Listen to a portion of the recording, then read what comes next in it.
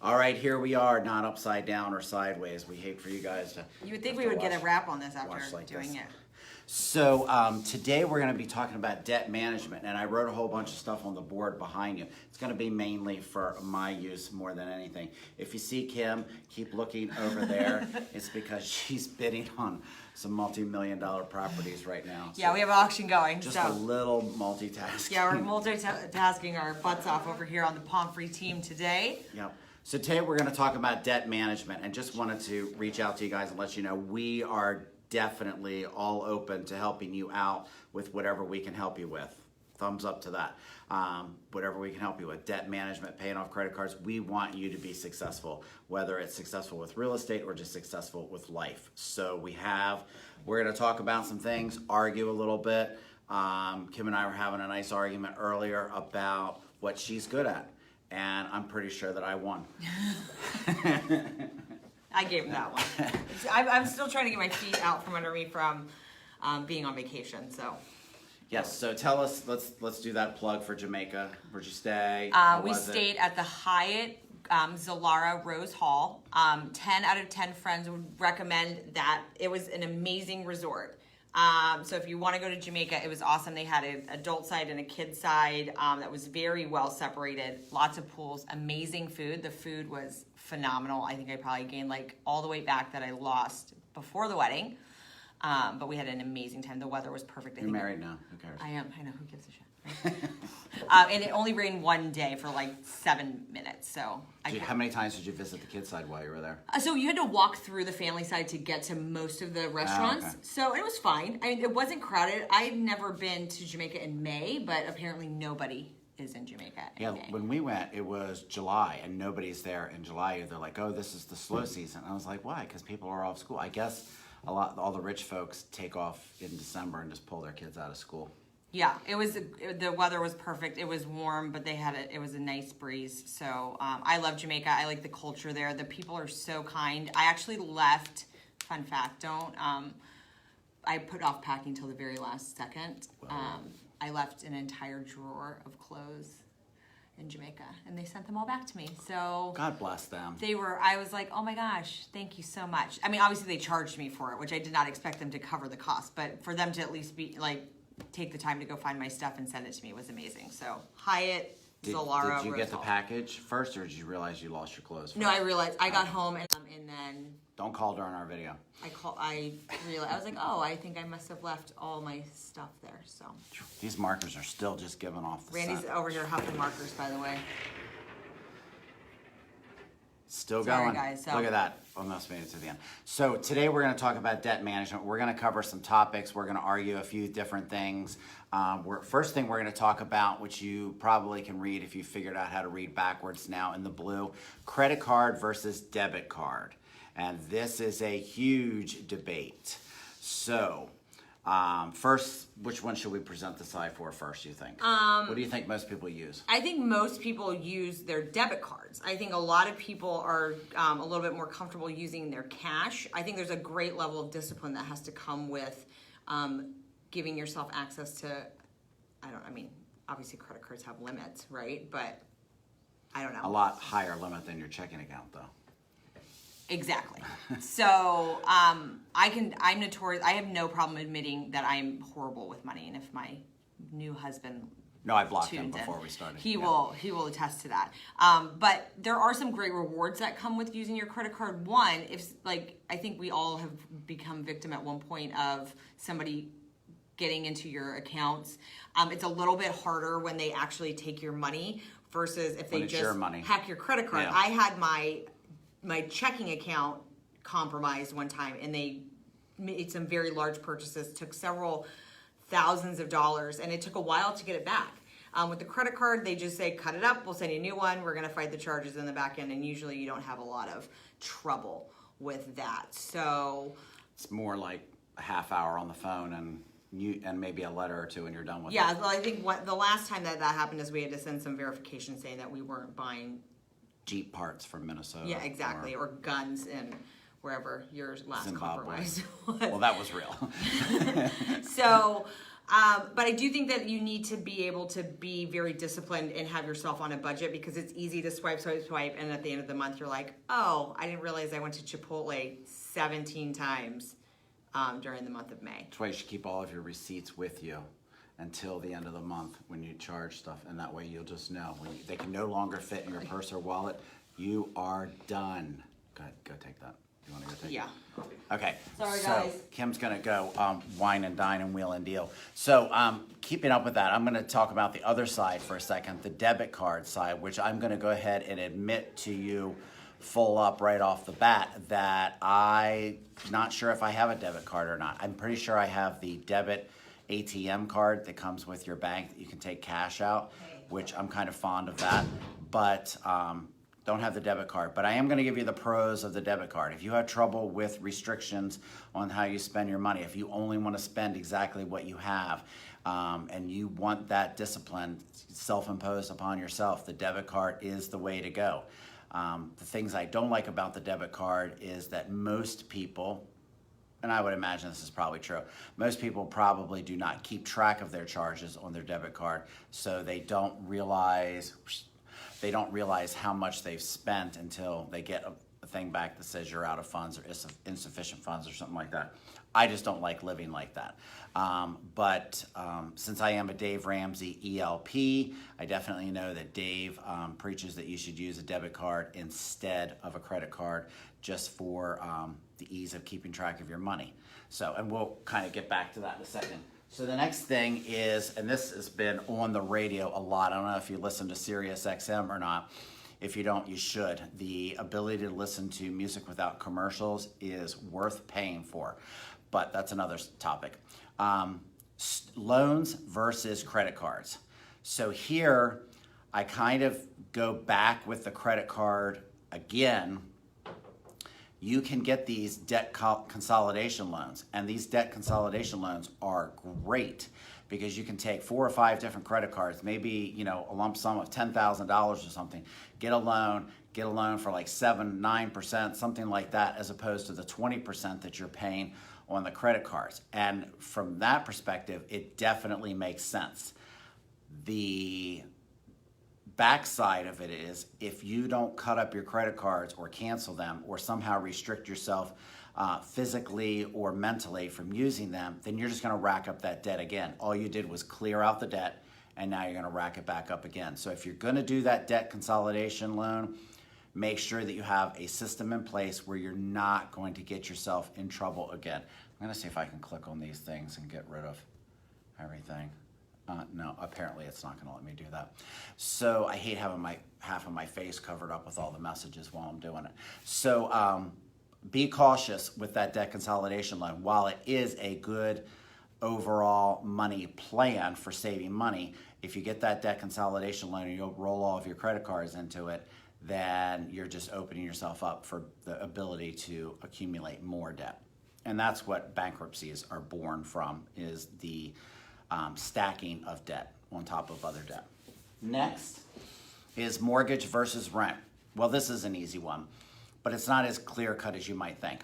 If you're going to be random noises. If you're going to be living in an area for more than 2 years, depending upon the market, but in the Baltimore area market, if you're going to be living in the area for more than 2 years, it definitely makes sense to have a mortgage. It definitely makes sense to buy a house. This is what we call good debt versus bad debt. A good debt is a debt where you can actually accumulate wealth during the process.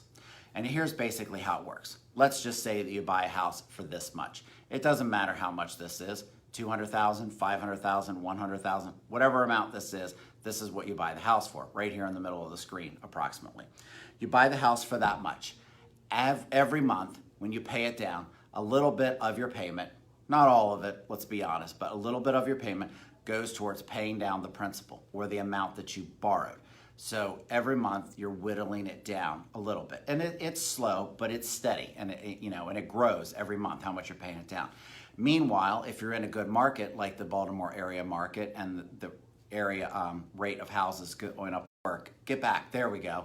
All right, so while the value of your house is going up, the amount that you owe on the house is going down. Everything that's in the middle here is equity. This is equity that you're earning on your house. It's equity that when you go to sell your house, you can take it out. Or when you go to refinance your house, you can go to take it out. So mortgage is definitely a good idea over renting. But if you're only going to be in the area like 2 years or less, yeah, don't bother with the headache or something like that unless you're going to be doing it as an investment or something. Just go ahead and rent something. If you're not sure where you want to be yet, go ahead and rent something. If you're moving to another place and you don't know anything about that area, then go ahead and rent something temporarily. Get your bearings and then see if you can get like a 6-month lease or something, and then go on and find a quality realtor in the area. Give us a call. I'll help you find a realtor anywhere in the world. So if you're moving to Saskatchewan or Mother Russia or anywhere in the world, the Appalachian Mountains, we can help you find the best realtor in the area to help you with that. So that's the good debt versus bad debt thing. Just to summarize there, the bad debt is your credit card. It's the things that don't give you, yes, Greece, way to go, Greece. The bad debt is the stuff that doesn't pay you back anything. So if you're just accumulating credit card debt or loans, personal loans, this, that, and the other, and it doesn't pay you anything back, that's bad debt. You don't want to keep doing that. Did we win? We did not win, but nobody won. Nobody won. Nobody won. It's better to have no winners than to be a loser, I guess. Yeah, no, we put our best foot forward, but it just doesn't make sense. Because as Reese Bobby said, if you're not first, you're last. Right. So the good news is that there's no winners today. So hopefully the hat stays Gotcha. spinning. Is that another 3 days auction? I don't know. I don't know what they're gonna do. So I wanted to, is there anything else you want to say, Kim, about debt management? I kind of went through the blue stuff, and I wanted to go through some of the red stuff in a minute, but before I jump into that, I wanted to welcome you back to the room. No, I mean, if you covered all of that stuff, I think it's obviously you should buy a house and be responsible with your money. Yep. That's it. So we are a Dave Ramsey ELP family here, and we help people who are looking to buy houses who probably are already semi-good with their money. They know who Dave Ramsey is. They know, and if you don't know who Dave Ramsey is, Look him up. Google that real quick. Tom Ferry has an expression, which I don't think I'm going to say on Facebook Live, but it's GTS. Google that stuff. Just Google that stuff. Yes. There you go. And hats off to Tom Ferry, our coach and superstar. So, but you can look that up some other time. So anyway, we're talking about Dave Ramsey now, getting out of debt and baby steps to wealth.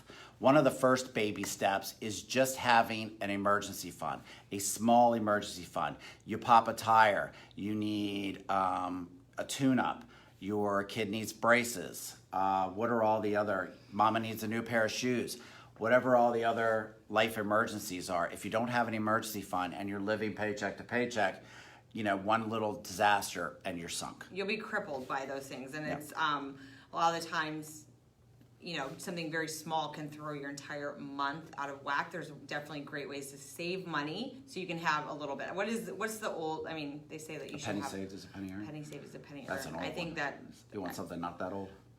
Well, I think they like. You should have three. I think 2 or 3 months worth Well, of salary. I've seen one. I've seen 3. I've seen 6. I mean, obviously, It's all good advice. The more money you have in savings, the better. So then that way, if you have a lot of the times you hear like water heater, your water heater goes out.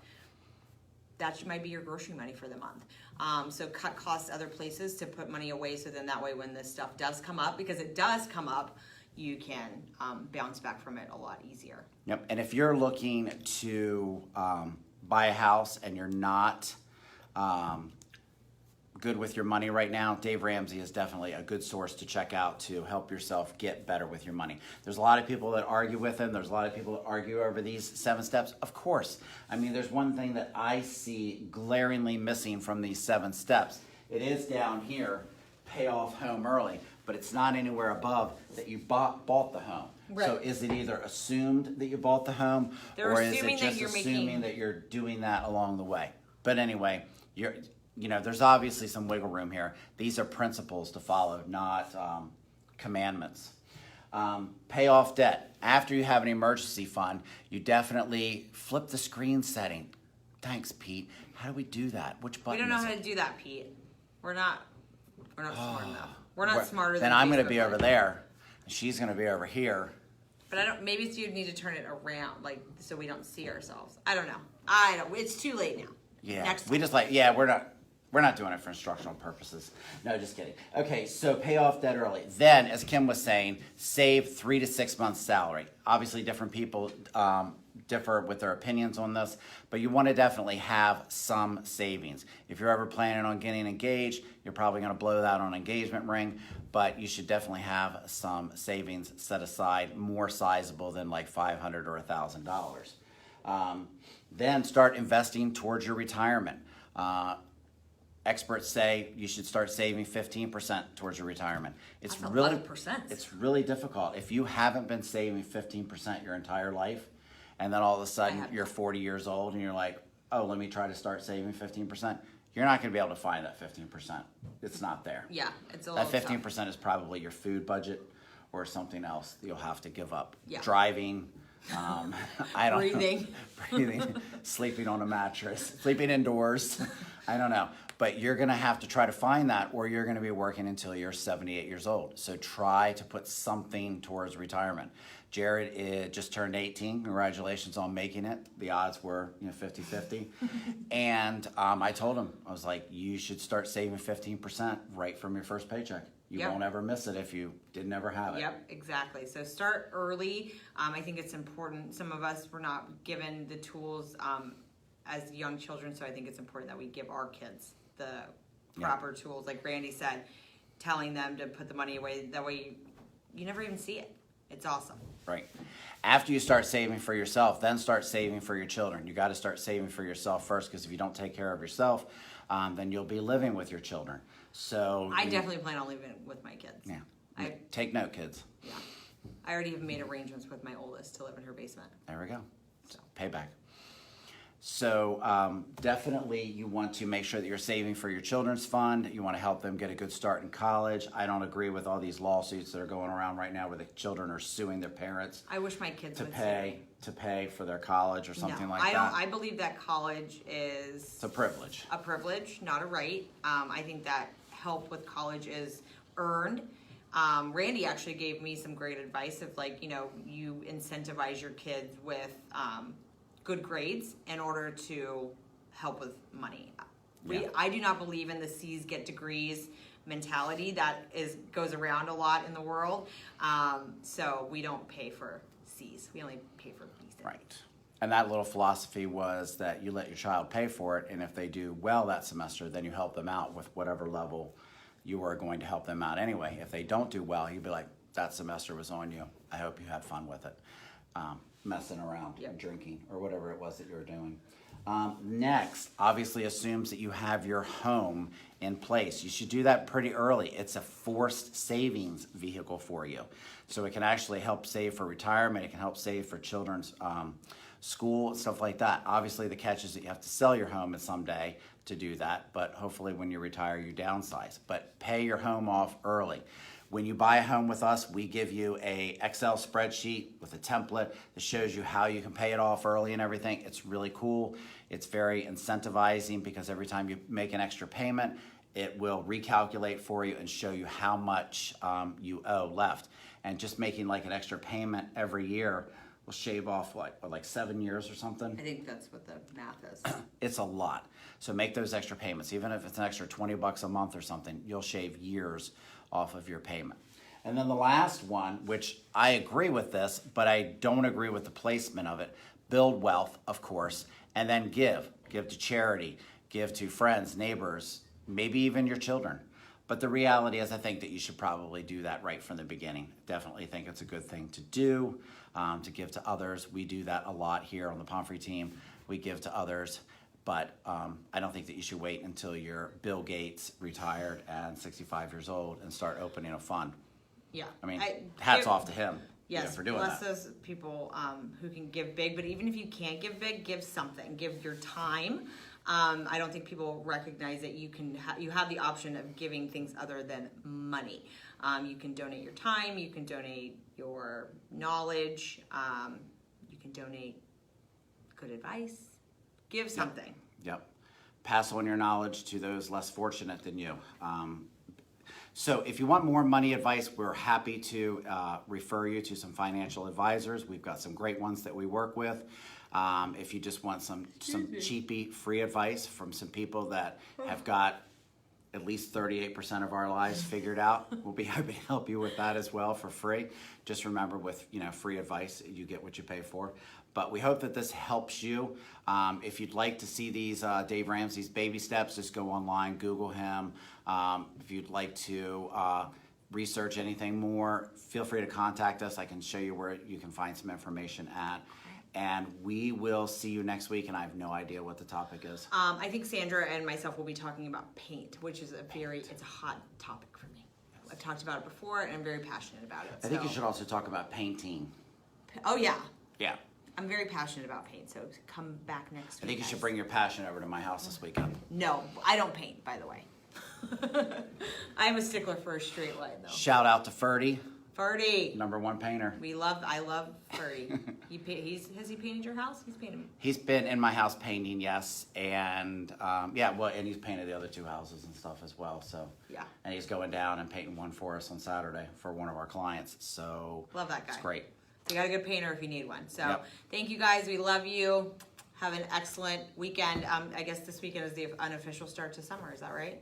Yes. We'll be hosting an open house if you guys want to come visit us. We'll be in Annapolis. 1056. 1056 Carriage Carriage Hill Hill Parkway in Annapolis. It is an awesome house. Beautiful house. If it wasn't in Annapolis, I would probably try to buy it. But So if you have Annapolis friends, send them by. It'll be all over our Facebook page. Love you. Have a great day. love you.